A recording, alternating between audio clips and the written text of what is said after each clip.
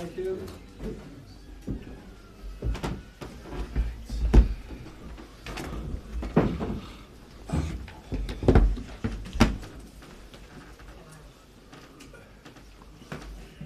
Okay, welcome everybody. Who'd like to start? Roy, you must be really pleased with that, and in particular Marcus Rashford.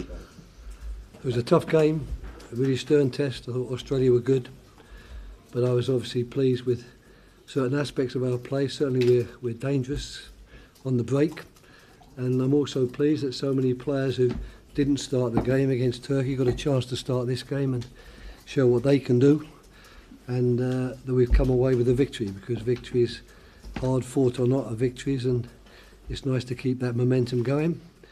On the subject of Marcus Rashford, which I would guess will chop a few trees down tomorrow, I thought he did well. I was asked the question on TV before the game, was I nervous about putting him in, and was I nervous that he wouldn't be able to handle the situation? And my answer was that I wasn't nervous.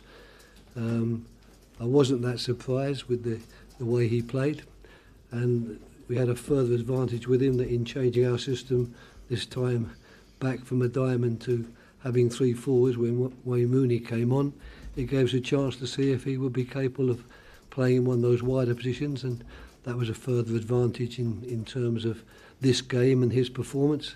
He tired towards the end. He was obviously feeling the pace and the intensity of the game, but that's normal. We expected that.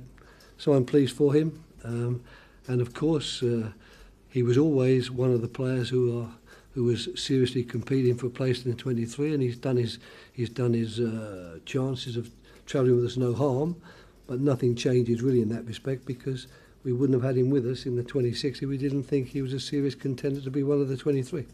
Has he changed anything in terms of how you view the balance of the squad? No, I mean we constantly review those things.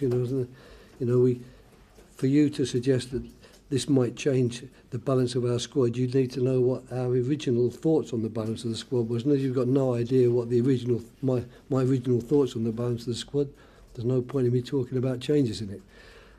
I can say that the balance of the squad and who we take and players in which positions and how we're going to cover certain eventualities, that's been an unbelievably constant topic of conversation and thought, not only during this period of preparation where it's intensified, but also before, of course, I picked 26 players in the first place, and nothing changes there, and there'll be 2 or 3 more sleepless nights turning everything over in my head before on Tuesday I have to submit a list. Does Daniel Sturridge have to train on Monday to be in contention to be picked on Tuesday? No. Okay. I know Daniel Sturridge. No, the answer no would have been sufficient, but if it turns out, of course, that his injury would keep him out of the Euros, and he would be unfit when we played Russia in Marseille, that might make a difference, but I have no indication at the moment that the seriousness of his injury is such that it's putting his chances of playing in France in jeopardy at all. So Daniel Sturridge is Daniel Sturridge, a very, very good quality player. We know him well, and he is in the mix with everybody else. Rory.